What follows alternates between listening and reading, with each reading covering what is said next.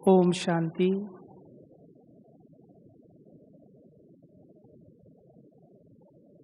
अगस्त मास आते ही दादी की स्मृतियाँ मानस पटल पर आ जाती है। मैं भी अपने आप को बहुत भाग्यशाली मानता हूँ कि मुझे भी दादी प्रकाशमणि जी के साथ रहने का 14 साल का अवसर मिला है। 1971 में जब हमारे घर में ये ज्ञान मिला था तो उस समय मात्र मेरी उम्र 6 वर्ष की थी और 8 वर्ष की आयु में ही मुझे आश्रम पे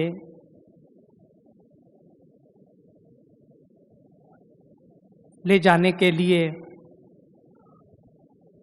रोज आश्रम की गतिविधियों को देखता था। उस समय ज्ञान तो समझ में आता नहीं था, बच्चे थे। लेकिन 13 वर्ष की आयु में 1978 में जब पहली बारी बाप दादा से मिलने के लिए मधुबन आना हुआ तो परिवार का 5 का ग्रुप जब बाप दादा के सन्मुख मेडिटेशन हॉल में मिल रहे थे तो सबसे पहले बाप दादा ने मेरे से ही प्रश्न पूछा था, बच्चे कच्चे हो या पक्के हो। उस समय आध्यात्मिक भाषा को मैं नहीं समझ पाया कि कच्चा क्या होता है, पक्का क्या होता है, पर बाप दादा ने उस समय शायद मेरी जन्म पत्री पढ़ ली होगी कि आगे चल करके ये मेरा बच्चा संपूर्ण जीवन यज्ञ में व्यतीत करेगा। लेकिन उसके बाद लौकिक पढ़ाई किया और करने के बाद 83 में फिर सेवा के लिए जब मधुबन आए तो पहली कॉन्फ्रेंस थी। 2 मास सेवा करके जब वापस जाए तो मैंने देखा है कि भी मधुबन में समर्पित होने के पीछे लौकिक जो भाई थे उनका तो था ही था विशेष, लेकिन मैंने हमेशा देखा है कि बड़ों का सानिध्य अगर आपको मिलता है तो उसके लिए मैं हमेशा 2 दादियाँ मेरे जीवन में मेरे को मधुबन लाने के लिए डायरेक्ट उनके मुख से निकले हुए शब्द वरदान कैसे साबित हुए, एक चंद्रमणि दादी और वर्तमान में अभी जो मुख्य प्रशासिका दादी गुलजार जी। उन्होंने चंद्रमणि दादी ने ही मुझे प्रकाशमणि दादी से मिलाया था। तो 84 की बात है कि चंद्रमणि दादी चंडीगढ़ से शिमला जा रहे थे तो उन दिनों यज्ञ में अपनी गाड़ियां नहीं होती थी, प्राइवेट गाड़ी से वो आए। तो बीच में सेंटर बिलासपुर पड़ता था, तो बिलासपुर पहुंचने से 5 किलोमीटर पहले ही उनकी गाड़ी को रोक दिया गया है। ट्रैफिक कॉलेज के लड़कों ने स्ट्राइक कर दी। तो इधर से मैं शिमला जा रहा था और रास्ते में मैंने देखा कि दादी खड़े हैं, तो मैं दादी के पास गया तो दादी तो मुझे पहचानती नहीं थी उस समय। तो मैंने ओम शांति किया और भ्राता अमीर चंद जी ने कहा कि भी हम तो आधे घंटे से फंसे हैं। मैं कहा कोई बात नहीं, बाबा ने मुझे भेज दिया है, आप सामान शिफ्ट करो तो मैं आपको कुल्लू तक छोड़ देता हूँ। जैसे ही दादी को चंद्रमणि दादी को गाड़ी में बैठाया, बैठाते ही उनके मुख से एक शब्द निकला, आप जैसे भाइयों की मधुबन में जरूरत है। कुमार जीवन तो थी। ऐसे ही 87 में गुलजार दादी को शिमला आना था, उन्होंने भी यही शब्द मुझे कहे। उनको 10 दिन मुझे घुमाने का मौका मिला तो दादी ने भी गाड़ी में पहली बारी बैठते ही नशा क्या था कि भगवान का रथ हमारी गाड़ी में बैठेगा, इससे परे और क्या भाग्य हो सकता है। कर्म हम कितना भी साधारण हमें मिलता, लेकिन उसके पीछे स्थिति अगर हमारी ऊंची हो, सोच हमारी अगर श्रेष्ठ हो तो स्थिति भी हमारी वैसे ही ऊंची बनती है। तो जब 2 दादियों का इस तरह से वरदान मिल गया तो मैंने सोचा कि काश अगर मधुबन में मेरा जीवन व्यतीत होने का मौका मिले तो इससे परे क्या हो सकता है। तो मैं मधुबन आया तो चंद्रमणि दादी ने पहली बारी मेरे को, क्लास में बैठे थे तो दादी मुरली सुना रहे थे, तो चंद्रमणि दादी सामने से उठ कर के स्टेज पे आई कि एक भाई का परिचय मैं आपको करवाती हूँ। तो मुझे स्टेज पे बुलाया। पहली बारी नज़दीक से दादी प्रकाशमणि को देखा था तो दादी प्रकाशमणि ने रामनाथ भाई को कहा कि टोली लेके आओ। वो दौड़े दौड़े गए, टोली डिपार्टमेंट से टोली लाए और दादी के हाथ में गुलदस्ता होता था तो गुलदस्ता पहले मुझे दिया और मेरे मुख में दादी ने टोली खिलाई। और उसी समय मैंने संकल्प किया कि ऐसी महान हस्तियों के साथ अगर सेवा करने का मौका मिले तो मेरा तो जीवन धन्य हो जाए, ये संकल्प था। लेकिन सेवा में आया, ट्रांसपोर्ट में सेवाएं दी 2 साल तक। सभी छोटी बड़ी गाड़ियां चलाने का मेरे को मौका मिला। तो एक बारी मैंने इंचार्ज भाई को कहा कि भैया, पहले ऑफिस में बैठाया उन्होंने, गाड़ी नहीं मिला। 1 साल तक तो ऑफिस में ही सेवा की कि मुझे 2 काम आते हैं, या तो ड्राइविंग करवा लो मेरे से, या मेरे से गाड़ी रिपेयरिंग का, मैकेनिक का काम करता हूँ वो करवा लो। लेकिन मेरा भाग्य दादी प्रकाशमणि के साथ लिखा हुआ था, इसीलिए ये वक्त मुझे मिल रहा था। तो एक दिन वो भी आया जब मुझे दादी प्रकाशमणि की सेवा के लिए नियुक्त किया गया। दादी की सेवा का पहला दिन सुना रहा हूँ। यज्ञ में उन दिनों एक अम्बेसडर गाड़ी होती थी पुरानी, कब खराब हो जाए कोई पता नहीं। इंचार्ज भाई अचानक दादी को माउंट आबू, हमारे होते होते एसटीडी फोन नहीं होते थे, दादी को फोन करने के लिए संगम भवन आना था। तो इंचार्ज भाई ने कहा कि दादी की गाड़ी चेक करो। मैंने कहा गाड़ी ओके है, तो आपको ही दादी को लेके जाना है। दादी की सेवा का मैं पहला दिन सुना रहा हूँ। ऊपर से चले, दादी जी आगे बैठे, मोहिनी बहन, मुन्नी बहन, ईशु दादी पीछे बैठे। माउंट आबू से संगम भवन तक किसी ने भी मेरे से कोई बातचीत नहीं की। ऊपर जब जाने लगे, शांतिवन भी तब नहीं होता था। हर एक मनुष्य के जीवन में कुछ घटनाएं ऐसे होती है जो भुलाए भी नहीं भुलाई जा सकती है। तो जो आगे जब चढ़ाई चढ़ने लगे तो बाघ नाला एक जगह आती है। जब भी मैं उस नाले को क्रॉस करता हूँ, दादी के वो शब्द मुझे याद आते हैं। दादी आगे बैठी थी, दादी ने मेरे कंधे के ऊपर हाथ रख करके कहा, प्रकाश, आज के बाद अगर दादी की सेवा करने का चांस मिले तो करोगे? देखिए कितनी बड़ी हस्ती है दादी प्रकाशमणि, पूरे विश्व को संभाल रही है। लेकिन मेरे से प्यार से पूछा और मैंने दादी को एक ही जवाब दिया कि जिस लक्ष्य को लेकर के मैं एक छोटे से गांव से निकला था, 2 साल लग गए मुझे उस लक्ष्य तक पहुंचने के लिए। फिर मोहिनी बहन पीछे बैठे थे, तो उन्होंने भी एक शब्द कहा कि जैसा चार्ट आपने 2 साल में रखा है, ऐसा ही रखोगे तो बहुत आगे जाओगे। शुरू में एक गाड़ी होने के नाते सभी दादियों को, चाहे आबू रोड, भाइयों को चाहे अहमदाबाद लेके जाना होता था। तो दादी बड़े प्यार से, जो भी दादियां आती थी, पहले तो सभी दादियों के लिए कोई गाड़ी मुकर्रर नहीं होती थी, उसी गाड़ी में जाना होता था। तो एक बारी दादी ने जानकी दादी को पहली बारी मुझे कहा कि इनको अहमदाबाद लेके जाओ। दादी जानकी का भी पहला दिन सुना रहा हूँ। दादी ने कहा, प्रकाश कितने बजे पहुंचाओगे? उस समय गाड़ी में सेल फोन तो होते नहीं थे। मैं कहा दादी आपको कितने बजे पहुंचना है? कि इतने बजे तक। मैंने कहा मुझे आधे घंटे का और मार्जिन दीजिए। बोला ठीक है। ड्रामा अनुसार मैं दादी को आधा घंटा पहले ही लोटस में पहुंचा दिया।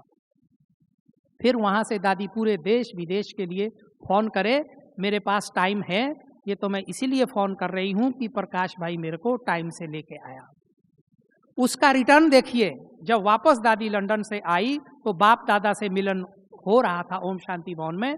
तो लास्ट का टर्न था, तो जानकी दादी ने मुझे स्टेज पे बाबा के सामने बुलाया और बाप दादा को कहा कि ये सभी दादियों की गाड़ी ड्राइव करता है, फास्ट भी चलाता है, एक्यूरेट भी चलाता है और समय पर भी पहुंचाता है।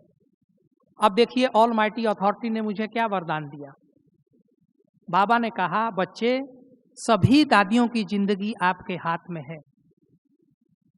कितनी बड़ी बात कह दी। सभी दादियों की जिंदगी आपके हाथ में है। हमेशा जब भी स्टीयरिंग पर बैठो, मैं नहीं बाबा चला रहा है। तो कभी भी अगर ध्यान इधर उधर होगा, अगर इस स्मृति में रहेंगे तो बैकबोन में बाबा सदा आपके साथ खड़ा रहेगा। प्रैक्टिकल उसी पुरानी गाड़ी में 14 साल दादी प्रकाशमणि को आबू रोड, अहमदाबाद, जयपुर, पूना, कोल्हापुर तक मैं दादी को गाड़ी में ड्राइव किया है। आप भी गाड़ी चलाते होंगे, 14 साल में आपकी गाड़ी खराब भी होती होगी, टायर पंचर भी हुआ होगा, लेकिन साक्षी है ड्रामा। 14 साल में दादी को मैं कहीं भी लेके गया हूं, खराब गाड़ी का होने का तो प्रश्न ही नहीं, मेरा टायर पंचर तक नहीं हुआ। ऐसा नहीं कि गाड़ी खराब नहीं हुई, ऐसा नहीं कि टायर पंचर नहीं हुआ, खराब हुई, लेकिन दादी गाड़ी में नहीं बैठी है। चाहे वो आगरा था, चाहे वो जयपुर था, चाहे वो पूना, चाहे वो कोल्हापुर था। ये कमाल किसकी थी? बाबा की कमाल थी। तो दादी प्रकाशमणि के साथ जो 14 साल मैंने बताए कि दादी मुख्य प्रशासिका, जो मैंने अपने जीवन में देखा, मुख्य प्रशासिका कम थी, माँ का स्वरूप, वात्सल्य स्वरूप मैंने उनका अपने जीवन में प्रैक्टिकल अनुभव किया। दादी अगर चल रही है, चाल भी उनकी साधारण नहीं होती। अगर बोल रही है तो बोल भी उनके साधारण नहीं। हर उनके जीवन में मैंने हर कर्म में गुण और विशेषता दिखाई दी, देखी है। वैसे तो दादी गुणों की खान थी, लेकिन मैंने 5 गुण दादी के जीवन में ऐसे नोट किए हैं जो उनके निजी संस्कार में कूट कूट करके भरे हुए हैं। सबसे पहला उनका गुण था पवित्रता, दूसरा था सत्यता, तीसरा उनका गुण था मधुरता, चौथा मैंने देखा थी नम्रता, सहनशीलता। दादी प्रकाशमणि पूरे विश्व को संभालती थी। दादी जी से हम वार्तालाप करते थे। एक बारी मैंने दादी को पूछा, दादी आपके सामने देश विदेश की, मधुबन की, सेंटरों की सारी समस्याएं आती हैं, आपका मन भारी नहीं होता है? तो दादी इतना अच्छा उत्तर देती थी कि प्रकाश, मैं हमेशा अपने आप को निमित्त समझती हूं। करण करावन हार कराने वाला कौन है? बाबा है। मैं तो इंस्ट्रूमेंट हूं, निमित्त हूं। मेरे द्वारा बाबा जो भी कहलवाता है, मैं दोनों पक्षों की बात को सुनती हूं, सुनकर के 1 सेकंड बाबा को याद करती हूं, बाबा इन आत्माओं को मेरे द्वारा जो इशारा देना है वो दे करके दादी न्यारी और प्यारी हो जाती थी। बहुत बड़ी विशेषता थी दादी के अंदर, किसी भी भाई बहन की बातों को चित्त पर नहीं रखती थी। आज हम क्या करते हैं? संगठन में हम रहते हैं, एक दूसरे के व्यवहार में आते हैं, कई बारी ऊपर नीचे टकराव बोलचाल हो जाता है, तो सदियों सदियों सालों साल हम एक दूसरे के साथ क्या है, बातचीत नहीं करते। लेकिन दादी के अंदर इतने सारी विशेषता थी और कितनी बातें समाती थी। सुनना भी पड़ता था दादी को, सहन भी करती थी, समाती भी थी, लेकिन सबको अपनापन की वासना देते थे। मधुबन में जब भी कोई आता था ना, दादी के अंदर चुंबक की तरह एक गुरुत्वाकर्षण होता था, हर कोई खींचा चला आता था। हमारे होते होते हुए दादी ने ज्ञान सरोवर बनाया, हॉस्पिटल बनाया, एक एक जगह दादी जब जाती थी, सभी भाई बहनों का उमंग उत्साह बढ़ाने के लिए हर जगह उपलब्ध होती थी। छत पड़ रही है, इंजीनियर भाई आते थे, दादी आज मकान की छत पड़ेगी, हाँ मैं आऊंगी। छत पर तगारी लेकर के खड़ी होती थी, तो भाई बहनों को अपने आप ही मोटिवेशन मिलता था, वो भी अपने आप कार सेवा में जुट जाते थे। तो दादी का व्यक्तित्व एक महान ही था। एक किस्सा मेरे को याद आ रहा है कि दादी को मिलने के लिए 3 IAS ऑफिसर आए, खास हरियाणा से छोटी बहन लेके आई। उनका संस्था के बारे में वो देखना चाहते थे और दादी से मिलना चाहते थे कि इतनी विश्व के अंदर जो सेवाएं हो रही है, हम दादी प्रकाशमणि को नजदीक से देखना चाहते हैं। तो उन दिनों अपॉइंटमेंट का तो कोई ऐसा होता नहीं था, बहन लेके आ गई आश्रम एक्सप्रेस से। दिन को उनको वापस जाना था 2 बजे की ट्रेन से। तो वो बहन सुबह में आई, नहा धो करके दादी कॉटेज में बहन जी को टाइम लेने के लिए। तो उस समय उन दिनों दादी का स्वास्थ्य ठीक नहीं था, तो बुखार चल रहा था, तो डॉक्टर ने मना किया मिलने के लिए। तो बहन जी ने उस बहन को कहा कि दादी तो नहीं मिल सकते हैं। अब वो बहन बाहर आई, अब क्या करे, उस बहन को पता था कि भी शाम को दोपहर को ये भाई जाने वाले हैं। तो हल्का सा उन बहन ने उन भाइयों को थोड़ा सा झूठ बोल दिया युक्ति से कि हमने टाइम नहीं दिया था, दादी का सुबह का समय तो बिजी है, शाम को 7 बजे वक्त मिल रहा है मिलने का, क्योंकि बहन को पता था कि टिकट बनी है वापस जाने का। तो देखो उन 3 IAS ऑफिसर ने कहा कोई बात नहीं बहन जी, हम ये टिकट कैंसिल कर देते हैं, बिना मिले हम नहीं जाएंगे। अब बहन फंस गए, झूठ भी बोला, लेकिन क्या करें। लेकिन उनका जो मिलने का दृढ़ संकल्प था, वो संकल्प दादी प्रकाशमणि को टच हो रहे थे। दादी जैसे ही नाश्ता पूरी की, तो नाश्ता करके टहलने के लिए बाहर निकले थे, तो सविता बहन हाथ में हाथ पकड़े हुए और साथ में मैं भी था पीछे। तो वो तीनों आईएएस ऑफिसर जो है, दादी कॉटेज के आगे बरगद का पेड़ है, वहां झूला लगा हुआ है, तो वो तीनों भाई वहां पर झूल रहे थे। तो दादी ने उनकी तरफ देखा और मुझे कहा, प्रकाश ये जो 3 भाई बैठे हैं उनको बुला के लाओ। तो मैं गया, भैया आपको बुला रहे हैं। उनको नहीं पता कि दादी प्रकाशमणि ही चीफ है हमारी, वो देखे ही नहीं थे दादी को। तो दादी आई और दादी ने उनसे जैसे ही नजदीक आए, बड़े प्यार से पूछा, भैया कैसे हो, बाबा के घर में आए हो, ठीक से रहने को मिला, ठीक से खाने को मिला, फिर भी अगर कोई कमी हो तो अपना ही घर समझ करके, अपना समझ करके हमें आप बता सकते हो। तो मुझे कहा कि अंदर से टोली लाओ, और दादी ने उनको टोली और दृष्टि दी। इतना कह करके दादी अंदर चली गई और मैं भाइयों के पास खड़ा रहा। तो भाइयों ने कहा कि ये माता जी कौन है, यही शब्द कहे थे उन्होंने, ये माता जी कौन है। मैंने कहा, इन माता जी को आप नहीं जानते हैं? तो बोला नहीं। मैं कहा, यही तो हमारी संस्था की मुखिया है। तो बोला, इनके व्यवहार से और बोलचाल से हम समझ तो गए थे कि ये कोई साधारण आत्मा नहीं है, लेकिन हम तो बहुत धन्य धन्य हो गए। कहते हम इनके लिए टिकट तक कैंसिल कर रहे थे, अब तो हम कहते दोपहर को जा सकते हैं, इनके दर्शन हो गए, हम खुश हो गए। देखो, इतना मिलने से ही फिर मैंने उनसे पूछा, भैया आपका परिचय? तो कहते हम ऐसे ऐसे 3 आईएएस ऑफिसर हैं, उसमें से एक आईएएस डीसी शिमला भी थे। क्योंकि मैं हिमाचल का रहने वाला हूं तो मेरे को और इंटरेस्ट पैदा हुआ। मैंने उनको रोका, मैं कहा रुको। मैं अंदर गया, दादी को मैंने पूछा, दादी अभी आप जो भाइयों से मिले, आपको मालूम है कौन थे वो? कहते नहीं। मैंने तो कशिश हो रही थी तो मैंने उनको ऐसे ही बुला लिया। मैं कहा, वो आईएएस ऑफिसर है तीनों।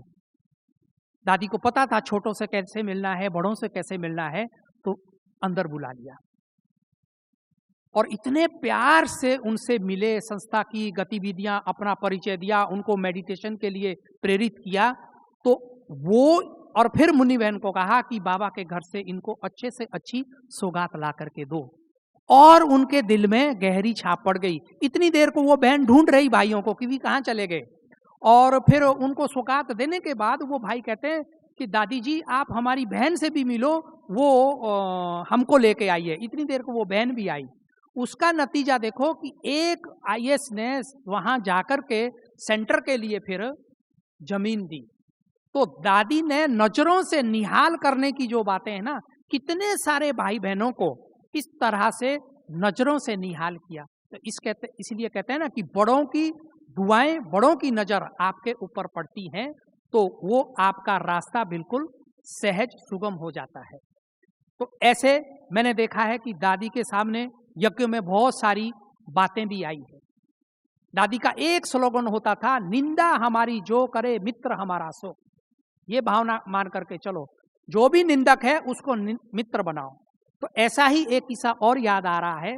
ज्ञान सरोवर हमारा बना ही बना था, तो माउंट आबू के अंदर बीजेपी कार्यकारिणी का एक ये चल रहा था, मीटिंग चल रहा था, जिसकी अध्यक्षता अटल बिहारी वाजपेयी कर रहे थे। तो उन्हीं दिनों विधानसभा के अंदर हमारे जालौर क्षेत्र के विधायक ने ब्रह्मा कुमारी संस्था के खिलाफ थोड़ा सा कुछ बोल दिया, और हमारा ज्ञान सरोवर नया नया तैयार हुआ था। हम अटल बिहारी वाजपेयी को निमंत्रण, दादी जी ने मृत्युंजय भाई को कहा, और मृत्युंजय भाई के साथ मैं भी चला था अटल जी को निमंत्रण देने के लिए। तो जैसे ही हम निमंत्रण देने गए, और कुछ लोग नहीं चाहते थे कि अटल जी इनके प्रोग्राम में जाए, तो अखबार पकड़ा दिया हमारे सामने कि आप निमंत्रण स्वीकार कर रहे हैं, आपको पता है ब्रह्मा कुमारी के बारे में ऐसा सा छपा है। तो देखिए, उन्होंने तुरंत कहा, कहते वैसे तो मेरे जाने का मन नहीं था, लेकिन अब मेरे ही विधायक दल के नेता ने विधानसभा के अंदर अगर इस तरह की बात कह दी है तो अब मेरा फर्ज बनता है जाना। कहते मैं आऊंगा। और वो आए, और जब वो आए दादी जी से मिले और उन्होंने जब स्पीच दिया तो उन्होंने इतना अच्छा बताया कि ब्रह्मा कुमारी संस्था एक इतना अच्छा संगठन है, हम भी अपने संगठन से जुड़े हैं, हमारे संगठन को भी इस संस्था ने पीछे छोड़ दिया है। और मेरे ही विधायक दल ने अगर इस तरह की कोई बात कही है तो मुझे नहीं लगता है कि उन्होंने नजदीक में आकर के संस्था की गतिविधियां देखी होगी। उन्हें आना चाहिए और देखना चाहिए। फिर देखिए ड्रामा क्या होता है। वो भाई, दादी का वो स्लोगन मुझे आज बार बार याद आता है कि निंदा हमारी जो करे मित्र हमारा सो। तो एक प्रसंग ऐसा आया कि भी उन ग्लोबल हॉस्पिटल में उनके रिश्तेदार बीमार हुए, उनकी धर्मपत्नी, तो उनका इलाज हॉस्पिटल वालों ने बहुत अच्छे से किया। तो जब जाने लगे तो डॉक्टरों को कहा कि भी फीस, तो डॉक्टर ने कहा कि हम फीस नहीं आपसे लेंगे, लेकिन एक वायदा जरूर कराएंगे कि एक बारी आपको अपने पति देव को ज्ञान सरोवर लेके आना है। जिस विधायक ने इस तरह की बात विधानसभा में कही थी वो ज्ञान सरोवर में आए और प्रोग्राम में स्टेज पे जब दादी प्रकाशमणि ने उनके गले में जब स्वागत के लिए माला डाली, मैं साक्षी था उस सीन को देखने के लिए, और उनको बोलने के लिए जब मौका दिया, वो सीन देखने वाला था। उस भाई के आंखों से इतने आंसू टपक रहे थे, उन्होंने कहा कि दादी जी मैं क्षमा मांगने के भी लायक नहीं हूं। तो ये दादी का ये कमाल थी सोच कि दादी का जो संकल्प था ना, निंदा भी जो करे उसको भी अपना क्या बनाओ, मित्र बनाओ। तो ये शिक्षाएं, छोटी छोटी शिक्षाएं व्यवहारिक जीवन में जब हम अपने आप उतारते हैं तो हमारा प्रभाव दूसरों पर भी पड़ता है। तो दादी को मैंने देखा है कि क्षमा भाव भी कूट कूट करके भरा हुआ था। कोई भी बात होती थी एक बारी क्षमा जरूर करती, माफ जरूर करती थी। क्यों? क्योंकि उसको आगे परिवर्तन करने के लिए चांस। ऐसा ही एक किस्सा और याद आ रहा है कि मैंने एक भाई को ड्राइविंग पे रखा था पेमेंट पे, तो उसने एक दिन शराब पी ली और वो संगठन में बैठा। तो बैठते ही वहां पर बदबू आने लगी, तो उसको पकड़ करके लेके आए और कंप्लेंट मेरी कर दी कि दादी ये प्रकाश ने इस भाई को रखा है। तो रात को 9:30 बजे थे, तो मैं जल्दी सो जाता था, मुझे नींद से उठाया, दादी के चैम्बर में लेके गए माउंट आबू में। तो दादी ने मेरे को कहा कि प्रकाश ये मैं क्या सुन रही हो। मैं कहा दादी आप बिल्कुल ठीक सुन रहे हो, सुबह में इस भाई को मैं छुट्टी कर दूंगा। अब देखिए दादी क्या कहती है।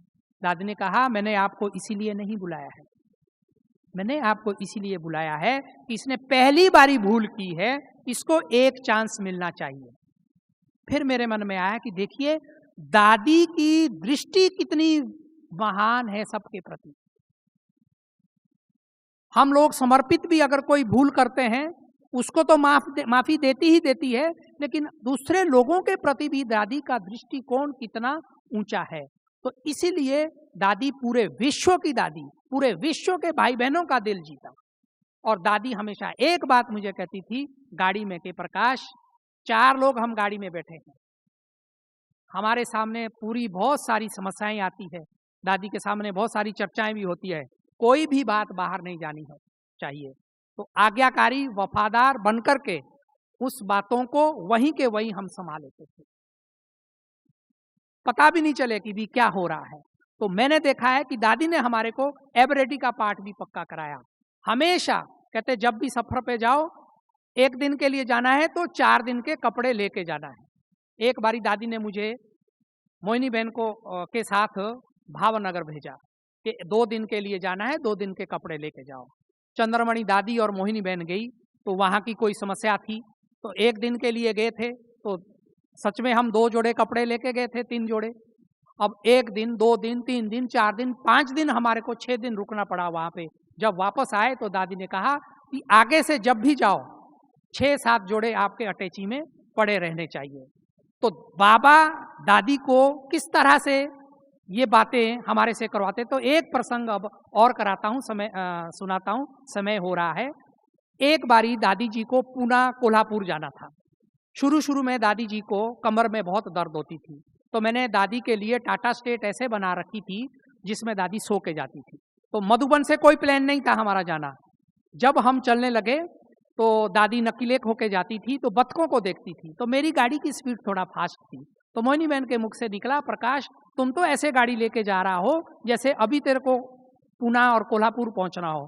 मैं कहा उसमें कौन सी बड़ी बात है दादी, आपको हम कोल्हापुर तक लेके जाएंगे, क्योंकि पूना से कोल्हापुर 4 घंटे की जर्नी है। दादी को अगर कमर में कोई तकलीफ हो तो सो के जा सकती है। बोला ये बात सही है। तो दादी को मोहिनी बहन ने आड़ा लकड़ा से पहले ही बता दिया कि प्रकाश का ऐसा विचार है। दादी ने फट से हाँ किया, कहते भले। शांतिवन में आए, दादी कॉटेज होता था, अब साथ के लिए कोई चाहिए तो मुरली वाले राजू भाई को और लिटरेचर वाले भाई को तैयार किया, रमेश भाई को। अब पूना से कोल्हापुर जाने के लिए जब चलने लगे तो 1 घंटे की ड्राइव भी नहीं हुआ था कि दादी का तबीयत बिगड़ने लगी। देखो बाबा की टचिंग मेरे को कैसे करवाई और बाबा को दादी का कैसे ध्यान रखना था। तो हमने कहा दादी आप लेट जाओ, तो दादी जैसे ही लेटे दादी बिल्कुल ठीक। दादी जैसे ही ऊपर उठे दादी के नाक से ब्लीडिंग शुरू हो। ऐसे करते हम लोग सोते सोते दादी को कोल्हापुर पहुंचने लगे। तो कोल्हापुर की बहन कहने लगी कि जैसे ही शहर में पहुंचोगे तो कलेक्टर, एसपी और गणमान्य लोग दादी का स्वागत करने के लिए खड़े मिलेंगे, तो 1 सेकंड दादी को गाड़ी से आप उतारना।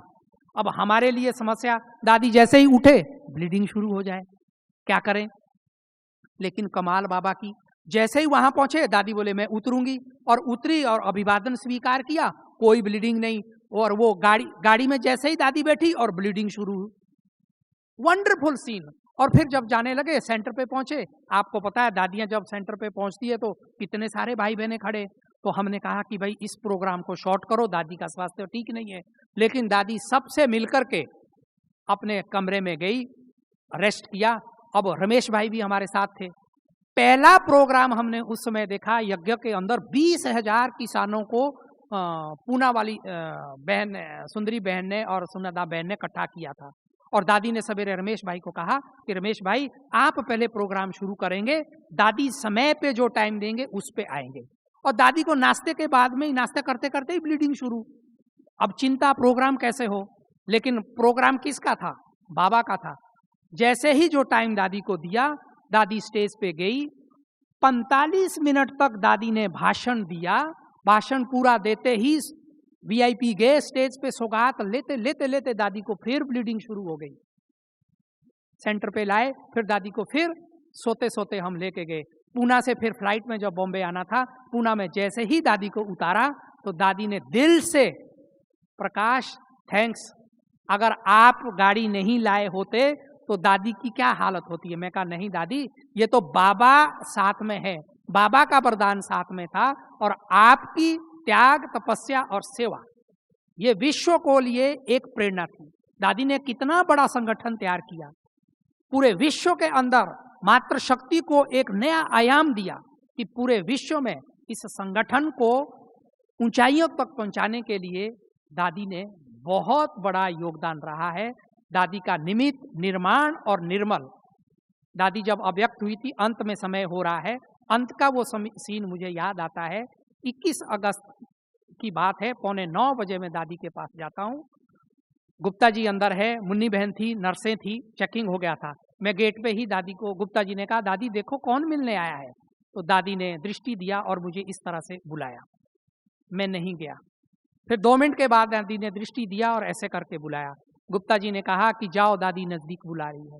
मैं नजदीक गया, मैंने हाथ बढ़ाया, दादी ने भी हाथ बढ़ाया। हाथ में हाथ लेकर के दादी ने मेरे को दृष्टि दी 8:45 बजे। इतनी प्यारी दृष्टि दी, गुप्ता जी को बोलना पड़ा कि प्रकाश आज तो आपको इतनी अच्छी दृष्टि मिली है, हमें भी नहीं मिली। मैं कहा दादी को मिलने के लिए 3 दिन तक हमारी योग तपस्या भट्टी चल रही थी सरस्वती भवन में। मैं कहा कशिश हो रही थी। मैं कहा दादी वात्सल्य की माँ स्वरूप है, तो दादी तो माँ है हमारी। तो इतने करके हम जब वापस आए तो टेलीफोन एक्सचेंज की तरफ मैं और गुप्ता जी नाश्ते पे जा रहे थे, तो अमृत भाई ने हमको वापस बुलाया और वापस बुला करके दादी को करवट दी। तो दादी का राइट साइड का हिस्सा जो है ना, जैसे पैरालाइज हो जाता है टांग और वो होकर के, क्योंकि उस समय यज्ञ में सीटी स्कैन तो था नहीं। तो फिर गुप्ता जी ने कहा कि भी अहमदाबाद दादी को एक बारी चेकिंग के लिए ले जाना पड़ता है। तो हमने दिन में पूरी तैयारी करके शाम को फिर अहमदाबाद लेके गए। फिर दादी जी का वो सीटी स्कैन करवा करके फिर एक समय तो ऐसा आता है कि भी जो आया है तो जाना ही है, तो फिर उसके बाद फिर दादी जी को हम यहाँ पर लेके आए।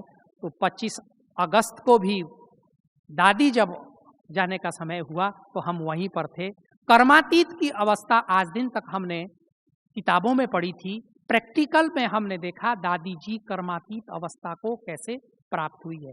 कोई भी डॉक्टर उनके पास आता था, दादी कहती है कि मैं ठीक हूं, आप कैसे हो। माना कभी भी उन्होंने अपनी बीमारी को बताया नहीं। मुझे कहती थी, प्रकाश दर्द मुझे हो रहा है, सहन मुझे करना है, आप मेरा दर्द ले सकते हो। सहन तो हमें करना है। कितनी सहन शक्ति उनके अंदर थी। तो अभी समय हो रहा है, बातें तो बहुत सारी हैं, सुनाते जाओ तो सुनते जाएं, लेकिन दादी जी ने हमेशा पंक्चुअलिटी रही। और हम सभी भाई बहनों को, दादी जी को उमंग रहता था कि सभी भाई बहनें बाबा की सेवा के अंदर, हमेशा बोलती थी जैसा कर्म, हमेशा याद रखो, जैसा कर्म मैं करूंगी मुझे देख करके दूसरा भी करेंगे। दादी जी का ज्ञान योग के ऊपर बहुत अटेंशन होता था। अमृत बेला दादी संगठित में हमेशा करती थी। और हम लोग भी आज अपने आप को देखें। एक बात दादी मुझे कहती थी, हमेशा अपने आप से पूछो, आज मेरा अगर अंतिम दिन है, मैं क्या साथ में लेके जा रहा हूं। हर एक भाई बहने अपने आप से पूछे, आज हमारा अंतिम समय है, जाने का है, मैं अपने आप से देखूं मेरा किसी व्यक्ति वस्तु में वैभव में बुद्धि योग तो नहीं जा रहा है। हमेशा अपने आप को ये सोचो कि मैं निमित्त हूं। हम यज्ञ की एक कील का भी बहुत महत्व है। हम सभी भाई बहने यज्ञ रक्षक है। यज्ञ रक्षक होकर के पूरे विश्व को शांति का वाइब्रेशन दे, तब जा करके हम बाबा की दादियों की आशाओं को